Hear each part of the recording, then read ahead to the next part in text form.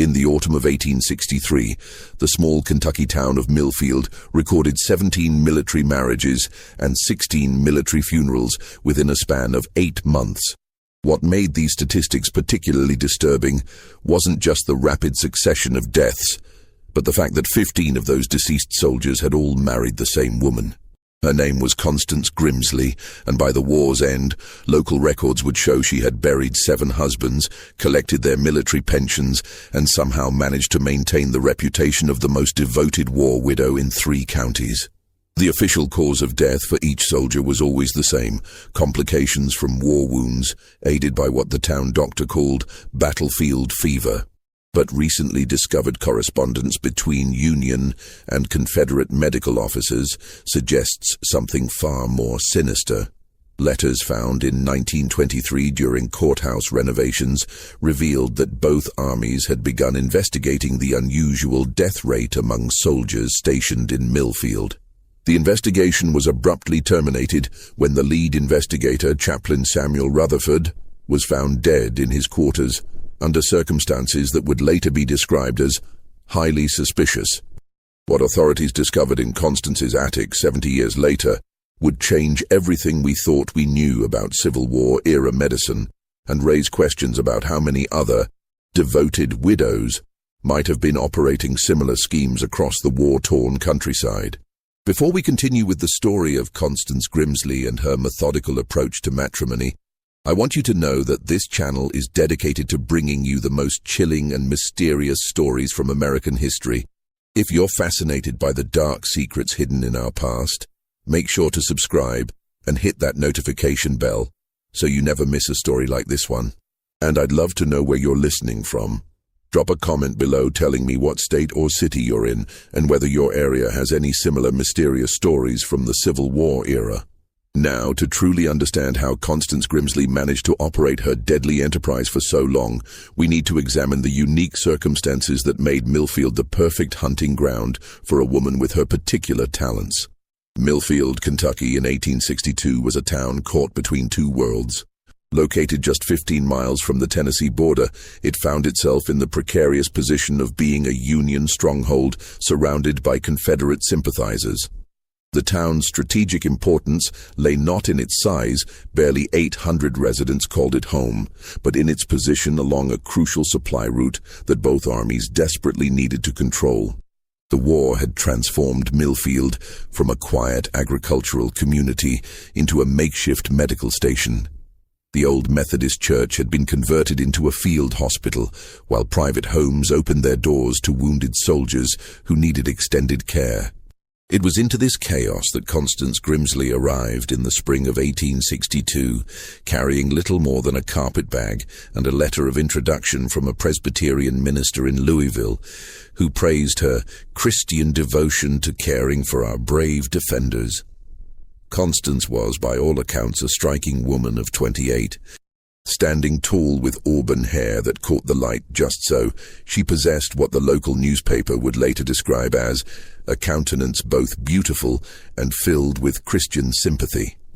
Her background, as she told it, was tragically romantic. The daughter of a physician who had died in a cholera outbreak, she had spent years caring for her ailing mother before the woman's death left Constance alone in the world with nothing but her medical knowledge and her faith. The townspeople of Millfield embraced her immediately. Mrs. Eleanor Hartwell, who ran the boarding house where Constance took rooms, would later recall how the young woman seemed to possess an almost supernatural ability to ease the suffering of wounded soldiers. She had such gentle hands, Mrs. Hartwell told a newspaper reporter years later. The boys would cry out in agony when Doc Patterson tended their wounds, but they'd fall peaceful as babies when Miss Constance worked her healing. What the townspeople didn't know was that Constance had arrived in Millfield with more than just medical knowledge. Hidden in the false bottom of her carpet bag was a small leather journal, its pages filled with meticulous notes written in a cramped, precise hand. The journal contained what appeared to be medical recipes and treatments, but closer examination would later reveal something far more sinister. Detailed observations on the effects of various plant extracts on human physiology, complete with notes on dosage, timing, and symptoms. The timing of Constance's arrival couldn't have been more perfect. The Battle of Shiloh had filled Millfield's makeshift hospital to overflowing, and the overwhelmed Dr. Patterson welcomed her assistance with grateful relief. Within weeks, she had established herself as the most capable nurse in the county, and her reputation for bringing comfort to dying soldiers spread throughout both Union and Confederate camps. But it was her personal story that truly endeared her to the community. During her second month in Millfield, Constance confided to Mrs. Hartwell that she had been engaged to a Union officer who had died at Bull Run. The tragedy, she claimed, had left her unable to bear children of her own, but had filled her heart with an overwhelming desire to care for other mothers' sons who were dying so far from home. The perfect cover story for a woman with much darker intentions. On a humid June evening in 1862, Private Thomas Kellerman of the 5th Kentucky Infantry became Constance Grimsley's first husband in Millfield. The wedding took place in the converted Methodist church, with Dr. Patterson himself serving as witness and Mrs. Hartwell tearfully declaring it the most romantic wartime ceremony she had ever seen. Thomas was a farmer's son from eastern Kentucky who had taken shrapnel in his left leg during a skirmish near Bowling Green. The wound had festered during the long journey to Millfield, leaving him unable to walk without assistance and facing the possibility of amputation. When Constance volunteered to provide him with private nursing care, the arrangement seemed both practical and blessed by Providence. The courtship, if it could be called that, lasted exactly 3 weeks. Thomas, grateful for her constant attention and moved by her apparent devotion to his recovery, proposed on a warm Thursday evening as she changed his bandages by lamplight. Constance accepted with what witnesses described as tears of joy, though she insisted they marry immediately before his regiment moved on. "I cannot bear to lose another love to this terrible war," she told Mrs. Hartwell. "If God grants us only a short time together, let us at least have the blessing of marriage." The ceremony took place on June 18, 1862, with Thomas supported by makeshift crutches and Constance radiant in a simple blue dress she had sewn herself. Dr. Patterson noted in his journal that the groom seemed unusually pale and complained of stomach ailments, but attributed this to wedding nerves and the excitement of the occasion. The honeymoon period lasted exactly 4 days. On the morning of June 22nd, Mrs. Hartwell found Constance weeping over Thomas's lifeless body. The young soldier had died sometime during the night, apparently from what Dr. Patterson would later diagnose as acute gastric fever, brought on by the corruption of his battlefield wound. His final hours had been marked by violent abdominal cramps, profuse sweating, and episodes of delirium during which he repeatedly called out warnings about bitter medicine and the woman with poison hands. Dr. Patterson, overwhelmed with other patients and moved by Constance's apparent grief, conducted only a cursory examination. The symptoms were consistent with septicemia from the leg wound, and Thomas had been receiving various herbal treatments that could have produced gastric distress. More importantly, Constance's grief seemed absolutely genuine. She had to be physically restrained from throwing herself onto the coffin during the burial service. What Dr. Patterson failed to notice, however, were the small puncture wounds on Thomas's arms, marks that suggested repeated injections with some kind of crude syringe. He also failed to examine the small vial of clear liquid that Constance discreetly removed from beneath the mattress while he was preparing the death certificate. The town mourned with their newest widow, and a collection was taken up to help her through her time of grief. When word arrived 2 weeks later that Thomas's military pension would be paid to his surviving wife, the general consensus was that Providence had provided for the poor woman in her time of need. Constance used a portion of the pension money to purchase a small house on Elm Street, explaining that she needed privacy to properly mourn her husband. She also invested in what she called medical supplies, various herbs, tinctures, and glass vessels that she claimed would help her better serve the wounded soldiers who continued to arrive in Millfield. The house on Elm Street would soon become known throughout the military camps as a place where the most hopeless cases could find comfort and care.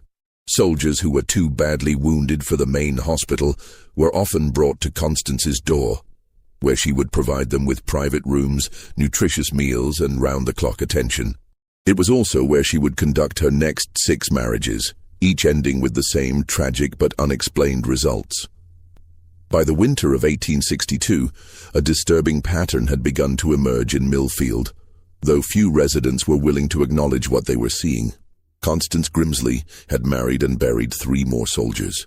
Corporal James Dunleavy of the 2nd Kentucky Cavalry, Sergeant William Brennan of the 9th Ohio Infantry, and Private Henry Culpeper, a Confederate deserter who had been granted sanctuary in exchange for information about troop movements.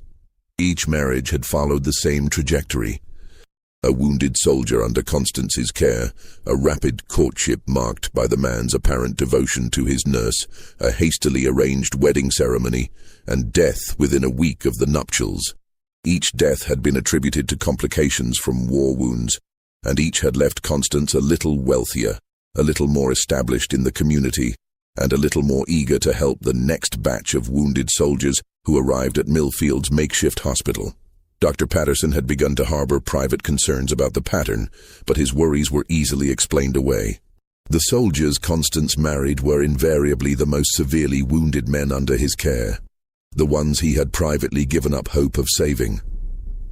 Her willingness to care for them in their final days seemed like Christian charity of the highest order. If they died despite her efforts, well, that was the tragic reality of war. The townspeople had embraced Constance as a local heroine. The newspaper ran a feature story about our Angel of Mercy, praising her selfless dedication to comforting dying soldiers in their final moments. Church ladies competed to bring her casseroles and offer emotional support during her periods of mourning. Veterans who had recovered under her care credited her with saving their lives, though none of them had been sick enough to require marriage as part of their treatment. The military authorities were slower to notice the pattern, largely because the soldiers dying under Constance's care came from different regiments and different armies. A Union corporal's death in July wasn't automatically connected to a Confederate private's death in September, especially when both deaths were attributed to medical causes and certified by a civilian physician. But by December of 1862, certain details had begun to attract attention from an unexpected source. Chaplain Samuel Rutherford, a young Presbyterian minister who served as spiritual counselor to Union forces in the region. Rutherford was 26 years old, a graduate of Princeton Seminary who had volunteered for military service despite having no family connections to the army. He was driven by a deep sense of Christian duty and an analytical mind that had made him an excellent theology student. Those same qualities made him notice things that others had overlooked. The chaplain's concerns began when he was called to perform last rites for Sergeant Brennan. During his final confession, the dying man had made disturbing comments about his wife's medicine and expressed fears that he was being helped along to heaven. Rutherford had initially dismissed this as the delirium of a dying man, but when similar comments were made by Henry Culpeper 2 months later, he began to pay closer attention. Rutherford started keeping his own informal records of deaths in Millfield, noting not just the official causes, but also the circumstances surrounding each case. What he discovered disturbed him deeply. The soldiers dying under Constance's care were not the most severely wounded men in the hospital. They were often among those with the best chances of recovery. Moreover, their symptoms in their final days consistently included gastric distress, profuse sweating, and periods of delirium that were not typically associated with their original injuries.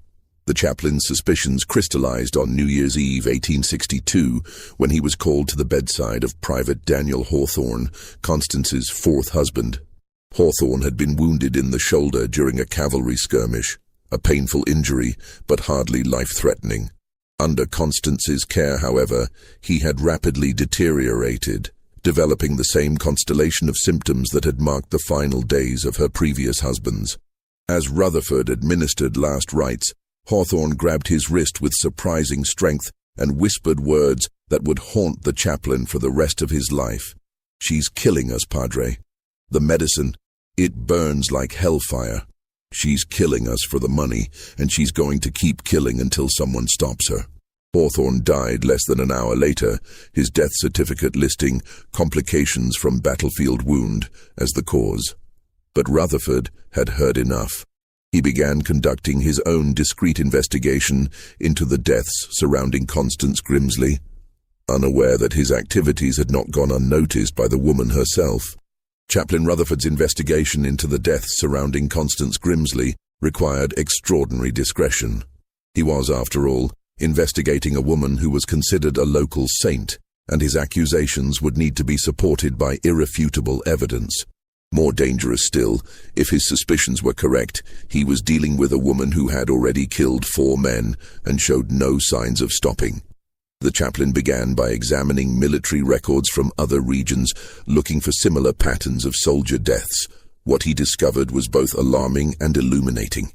In 3 other Kentucky towns, reports had surfaced of unusually high death rates among soldiers receiving private nursing care from war widows.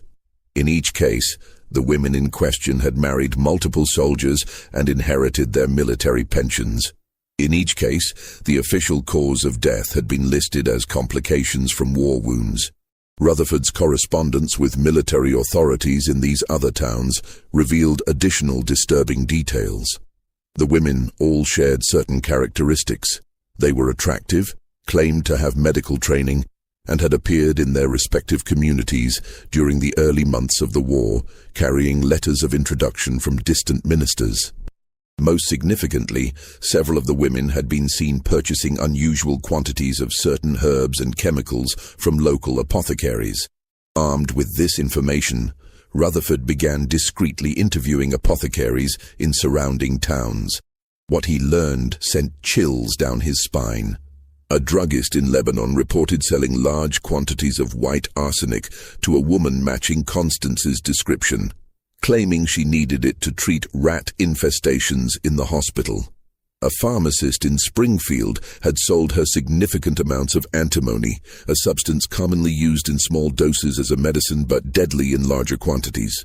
Most disturbing of all was his conversation with an elderly herb woman named Granny Fletcher, who lived in the hills outside Millfield. The old woman had been approached by Constance several months earlier, seeking information about natural remedies for helping soldiers pass peacefully.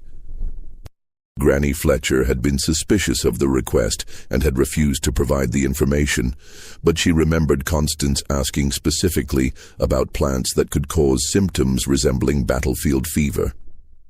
While Rutherford gathered evidence, Constance was preparing for her 5th marriage. Her latest target was Lieutenant Marcus Sheffield, a Union cavalry officer who had been shot in the thigh during a reconnaissance mission. Sheffield's injury was healing well under Dr. Patterson's care, but Constance had convinced the doctor that the young officer's mental state required special attention. "He suffers from terrible nightmares about the battle," she explained to Dr. Patterson. "The poor boy wakes up screaming every night. I believe he would benefit from the kind of personal care that only private nursing can provide." Sheffield was indeed suffering from what we would now recognize as post-traumatic stress, and he was grateful for Constance's attention. She seemed to understand his torment in ways that others could not, listening patiently as he described the horrors he had witnessed and offering comfort that went beyond the purely medical. The courtship progressed with the same pattern that had marked her previous relationships. Within 2 weeks, Sheffield was declaring his love and speaking of marriage as soon as he was well enough to resume his duties. Constance accepted his proposal with tears of joy, insisting once again that they marry immediately rather than risk separation by the fortunes of war. The wedding was set for February 14th, 1863, Valentine's Day. But Chaplain Rutherford had no intention of allowing Constance to claim another victim. On February 10th, 4 days before the scheduled wedding, Rutherford requested a private meeting with Colonel Matthew Harrison, the commanding officer responsible for Union forces in the region. What transpired during that meeting would determine whether Constance's killing spree would continue or whether justice would finally catch up with the woman the newspapers had dubbed the Angel of Mercy. The meeting took place in the back room of Millfield's only hotel, with Dr. Patterson also in attendance at the Colonel's request. Rutherford laid out his evidence methodically. The pattern of deaths, the suspicious symptoms, the purchases of potentially deadly substances, and the testimonies of dying soldiers who claimed they were being poisoned. Colonel Harrison listened with growing concern, but Dr. Patterson was skeptical. "Samuel, I understand your worry, but you're making serious accusations against a woman who has shown nothing but Christian charity. These men were all severely wounded. Their deaths, while tragic, were not unexpected." "Then explain this," Rutherford replied, producing a small vial he had recovered from the room where Private Hawthorne had died. "I found this hidden beneath the mattress after his death. I took the liberty of having it analyzed by a chemist in Louisville. The vial contained traces of antimony sulfide mixed with arsenic oxide, a combination that would produce exactly the symptoms Rutherford had observed in the dying soldiers. In small doses, the mixture would cause gastric distress and sweating that could be mistaken for fever. In larger doses, it would cause the violent convulsions and delirium that had marked the soldiers' final hours. "Doctor," Patterson examined the vial with shaking hands. "Where exactly did you find this?" "Hidden in the straw mattress, wrapped in a cloth that had been sewn into a small pocket. There were needle marks on the cloth, suggesting it had been used to transport the substance without detection." Colonel Harrison made his decision quickly. "We'll need to search her house before the wedding. If we find additional evidence, we'll place her under military arrest. But this must be handled discreetly. If word gets out prematurely, she might flee or destroy evidence." The search was scheduled for the morning of February 13th, while Constance was at the church making final preparations for her wedding. But what they found in her house on Elm Street would exceed even their darkest suspicions about the woman who had fooled an entire community. The search of Constance Grimsley's house began at dawn on February the 13th, 1863. Colonel Harrison had assembled a small team consisting of himself, Chaplain Rutherford, Dr. Patterson, and Sergeant Major O'Brien, a veteran investigator who had handled criminal cases before the war. They waited until they saw Constance leave for her morning visit to the church, then quickly entered the house using a key that Mrs. Hartwell had reluctantly provided. What they found in the front rooms was exactly what one would expect in the home of a devoted war widow. Religious texts, mourning pictures of her deceased husbands, medical supplies arranged neatly on shelves, and correspondence from grateful soldiers thanking her for her care. But the real discoveries awaited them in the back bedroom that Constance used as her private study. Hidden behind a loose board in the bedroom wall, they found her most damning possessions. The first was the leather journal that Rutherford had suspected existed, a detailed record of her treatments, written in Constance's precise handwriting. But as they read through its pages, they realized that this wasn't simply a record of murders. It was a scientific study documenting the effects of different poisons on human physiology with the detachment of a trained researcher. Each entry began with the subject's name, physical condition, and military background. Then came detailed notes on dosage, timing, and observed effects. Subject responds well to initial treatment of antimony sulfide. Gastric distress begins within 6 hours, accompanied by profuse sweating. Increase dosage tomorrow to accelerate timeline. Another entry noted, arsenic oxide proves more reliable for final treatment. Subject expires within 48 hours with symptoms consistent with battlefield fever. No suspicion from attending physician. Dr. Patterson read these entries with growing horror, recognizing his own medical observations quoted alongside Constance's more sinister notes. She had been using his legitimate diagnoses to cover her tracks, timing her poisonings to coincide with expected complications from the soldiers' injuries. But the journal contained more than just records of her murders. The early entries dating back to 1860 described experiments on stray cats and dogs, carefully documenting which substances were most effective and which caused symptoms that might attract unwanted attention. Later entries mentioned practice subjects. Elderly patients in Louisville who had died under her care before she came to Millfield. Sergeant Major O'Brien found additional evidence in Constance's kitchen, a collection of glass vials containing various substances, each labeled with innocuous names like headache powder and stomach soother, but actually containing deadly concentrations of arsenic, antimony, and mercury compounds. Hidden in a flour canister, they discovered several syringes of different sizes, each with signs of recent use. Perhaps most chilling of all was what they found in her bedroom dresser, a collection of wedding rings and pocket watches taken from her deceased husbands, along with forged documents that would have allowed her to claim military pensions from multiple regiments.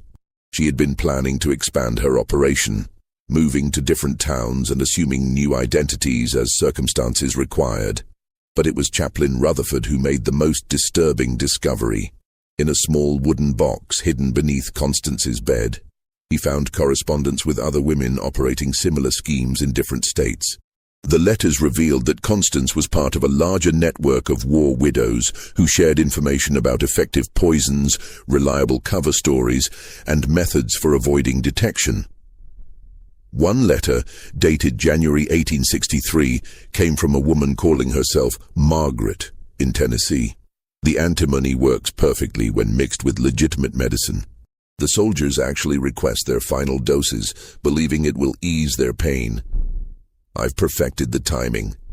They expire exactly 3 days after the wedding, allowing sufficient time for the marriage to be legally recorded, but not long enough for any suspicion to develop.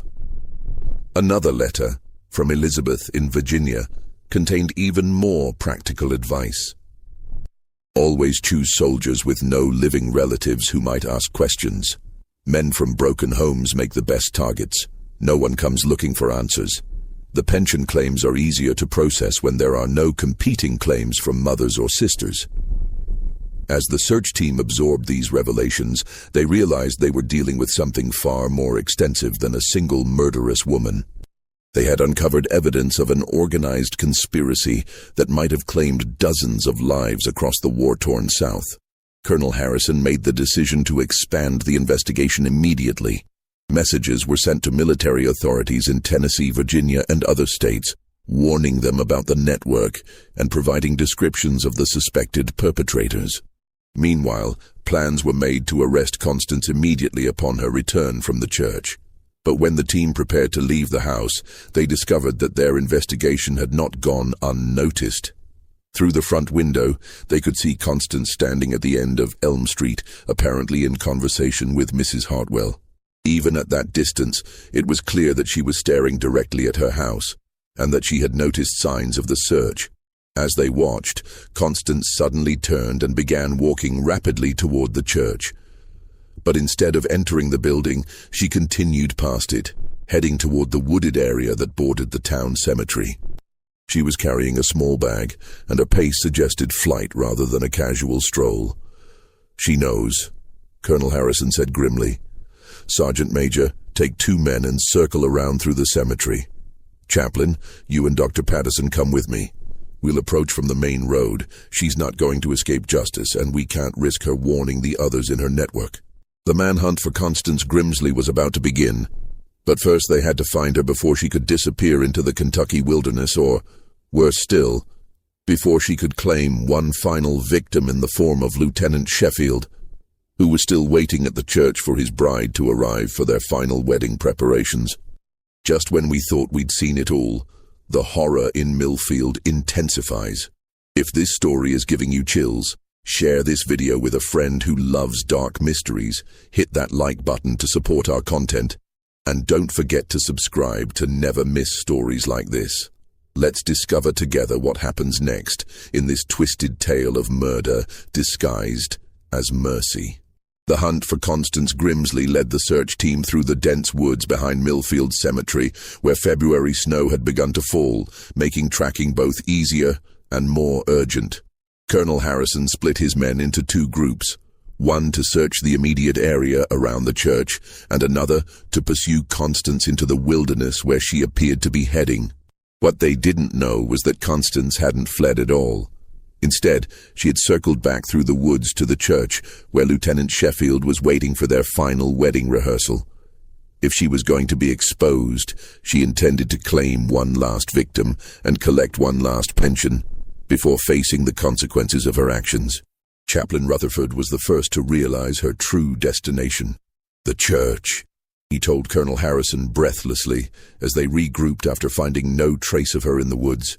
She's gone back for Sheffield. She knows we're onto her, but she's not going to give up her final prize without a fight. They ran through the snow-covered streets of Millfield, their boots echoing off the frozen ground as they raced to prevent what they now realized was Constance's final planned murder. But when they burst through the doors of the converted Methodist church, they found a scene that would haunt their nightmares for years to come. Lieutenant Sheffield was seated in the front pew, his head tilted back at an unnatural angle, his eyes wide with terror but already growing dim. Foam flecked the corners of his mouth, and his hands clutched desperately at his throat. Standing beside him, still dressed in her wedding gown, Constance held an empty syringe that dripped with residue from whatever poison she had just administered. "You're too late, gentlemen," she said calmly, her voice carrying the same gentle tone she had used to comfort dying soldiers. "Marcus has just received his final medicine. He'll be at peace within the hour."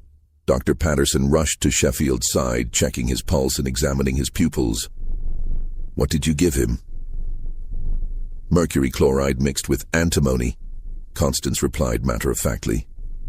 "It works much faster than my usual preparations, though it's messier. I reserved it for special occasions." Colonel Harrison drew his revolver, though he kept it pointed toward the floor. "Constance Grimsley, by the authority of the United States Army, you are under arrest for the murder of Union soldiers and conspiracy to defraud the federal government." Constance laughed, a sound that was somehow more terrifying than any scream. "Murder? I prefer to think of it as mercy. These boys were dying anyway, Colonel. I simply helped them along while ensuring that their sacrifice provided for someone who truly needed the money." "Is that so different from what doctors do every day?" "You killed healthy men," Chaplain Rutherford said, his voice shaking with rage and horror. "Sheffield's wound was healing perfectly. He would have lived a full life." "Would he?" Constance challenged. "Would any of them? Have you seen what this war does to men's minds, Chaplain? I've watched hundreds of soldiers recover from their physical wounds, only to spend their remaining years haunted by nightmares, unable to hold steady employment, turning to drink to forget what they've seen. I gave them peace, and I gave their widows financial security. Everyone benefited." As she spoke, Sheffield's convulsions intensified, and Dr. Patterson worked frantically to counteract the poison's effects. But even as he forced activated charcoal down the lieutenant's throat and administered what antidotes he had available, it was clear that Constance had calculated her final dosage perfectly. "There's something else you should know," Constance continued, her voice taking on an almost conversational tone. "The network you've discovered, it's much larger than you imagine. There are dozens of us operating from Virginia to Texas. We communicate through a system of coded letters sent to addresses at churches and post offices. Some of my colleagues have been operating since the war began, and they've perfected techniques that make my methods look crude by comparison." She reached into her dress and withdrew a folded letter. "This arrived yesterday from my contact in Nashville. She's identified 7 potential targets among the wounded soldiers at the military hospital there. By next month, she'll be a widow 7 times over, and several $100s richer." Colonel Harrison snatched the letter from her hands, scanning its contents with growing alarm. The document contained not only detailed plans for multiple murders, but also lists of contacts in other cities, coded phrases for identifying fellow conspirators, and instructions for forging military pension documents. "Why are you telling us this?" he demanded. Constance smiled, and for the first time, her expression revealed the genuine cruelty that had been hidden beneath her facade of Christian charity. "Because you'll never catch them all. The system we've created is too sophisticated, too well hidden. Even if you arrest me, even if you execute me, the network will continue.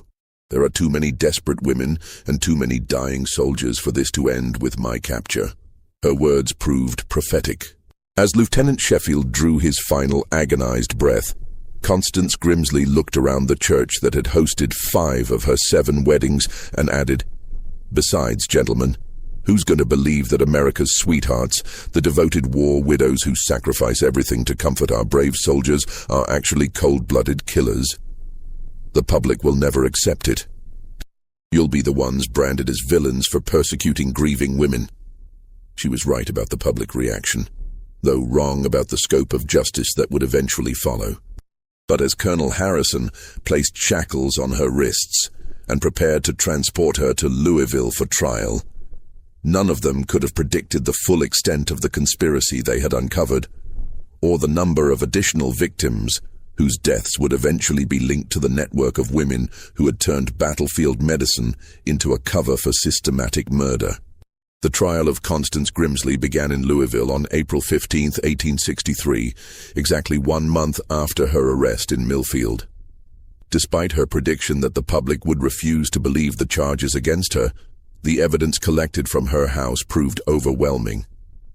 The journal detailing her experiments, the correspondence with other conspirators, and the testimony of Chaplain Rutherford and Dr. Patterson painted a picture of calculated evil that shocked even war-hardened observers.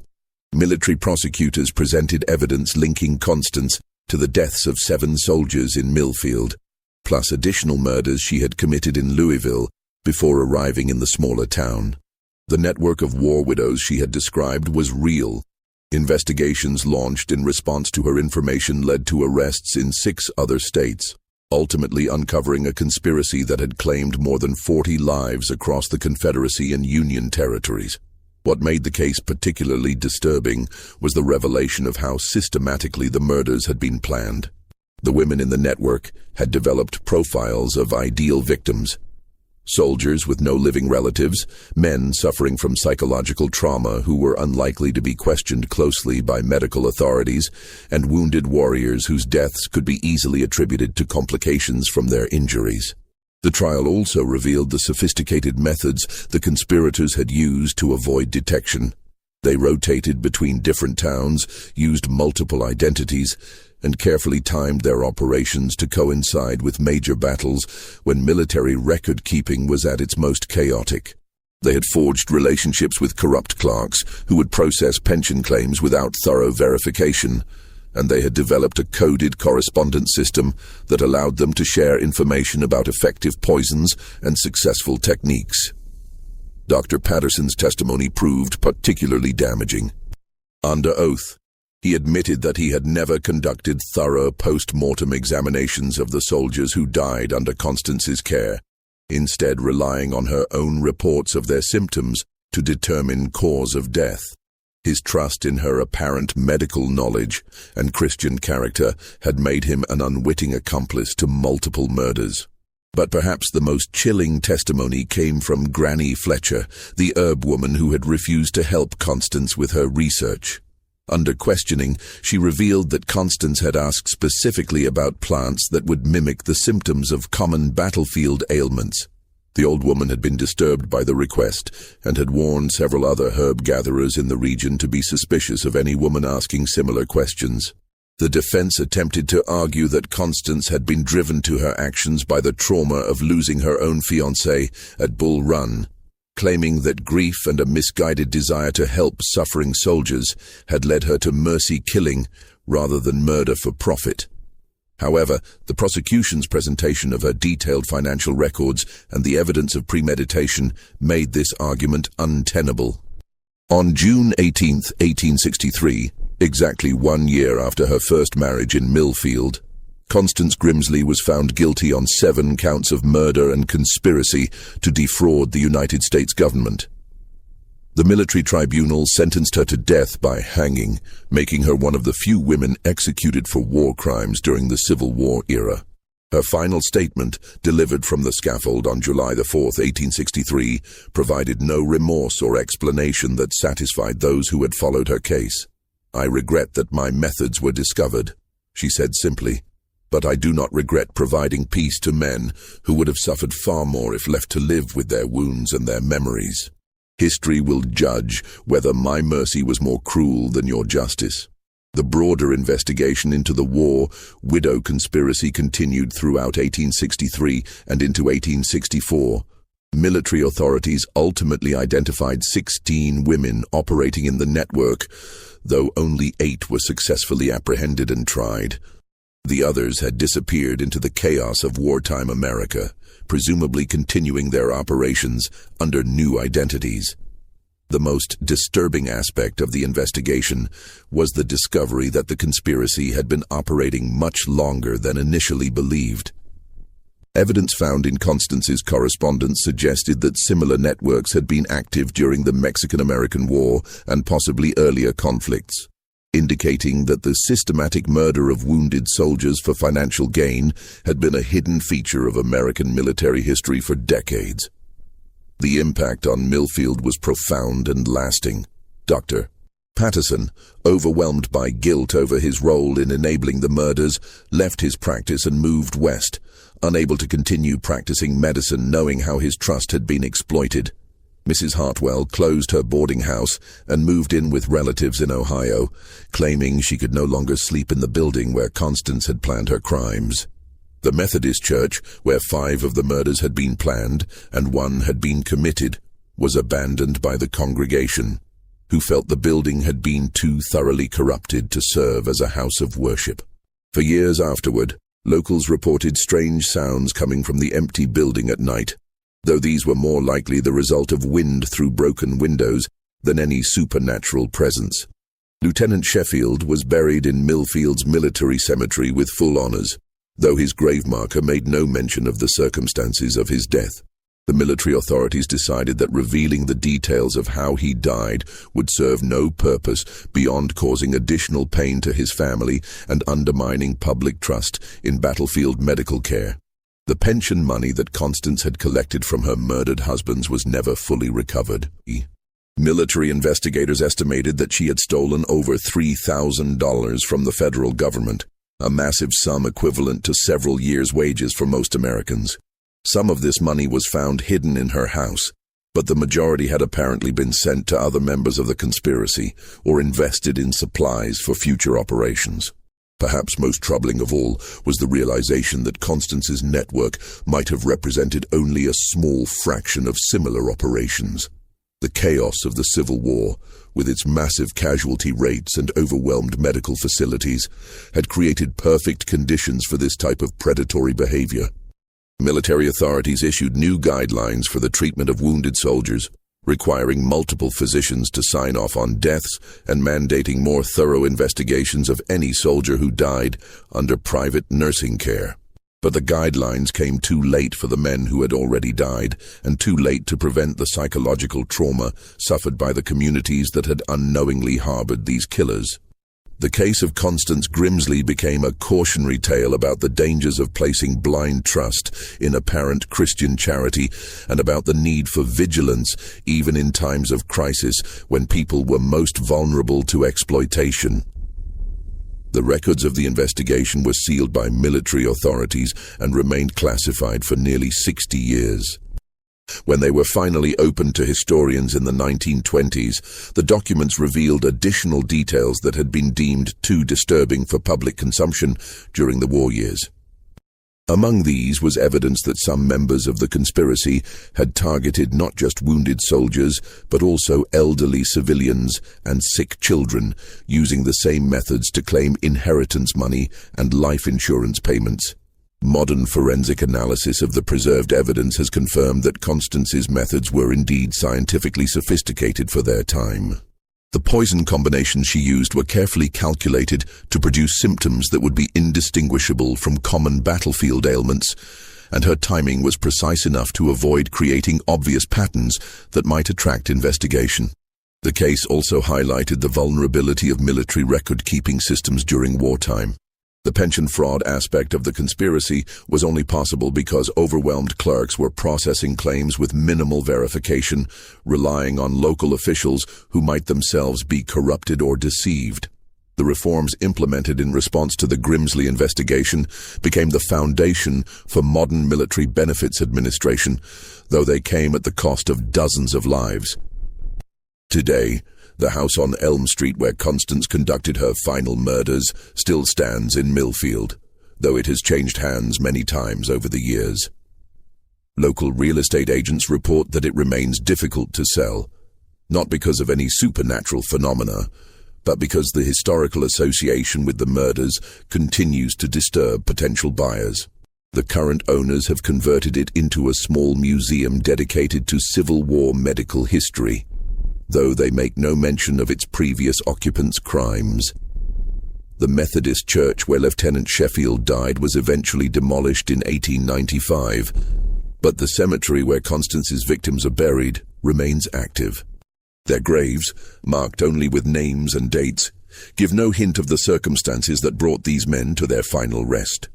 Visitors to the cemetery sometimes note that the graves of Constance's victims are arranged in a rough circle around a central plot that was originally intended for her burial, though her body was ultimately interred in an unmarked grave outside Louisville after her execution. The broader historical impact of the Constance Grimsley case extends beyond its immediate victims. The investigation revealed systematic weaknesses in Civil War-era institutions that had allowed predatory individuals to exploit both military bureaucracy and public sympathy for their own gain.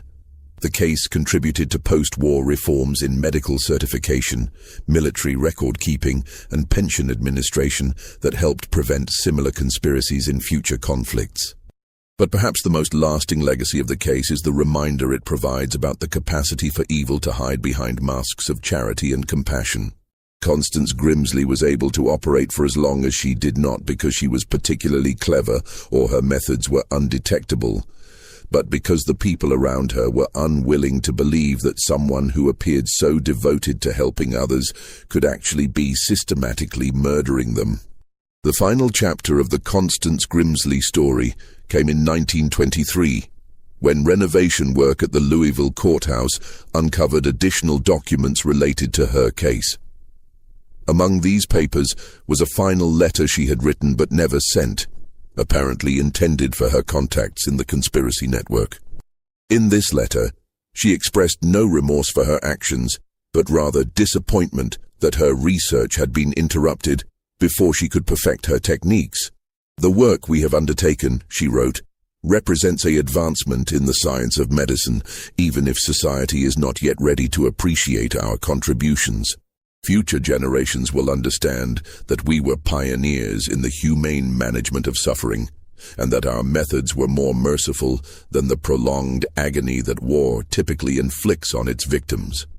This final document, with its complete lack of moral awareness and its characterization of systematic murder as scientific advancement, provided the clearest insight into the mindset that had driven one of the most disturbing criminal conspiracies in American military history. This mystery shows us how, even in times of crisis, when communities pull together to support their most vulnerable members, evil can find ways to exploit our better instincts for its own purposes. The story of Constance Grimsley reminds us that vigilance and critical thinking are necessary even when, especially when, we want to believe in the goodness of those who offer help to the suffering. What do you think of this story? Do you believe everything was revealed about Constance Grimsley's network? Or might there have been other conspirators who escaped justice? How many other war widows might have been operating similar schemes during America's bloodiest conflict? Leave your comment below and share your thoughts about this chilling chapter of Civil War history. If you enjoyed this tale and want more horror stories like this, subscribe, hit the notification bell, and share with someone who loves mysteries. See you in the next video, where we'll explore another dark secret hidden in America's past.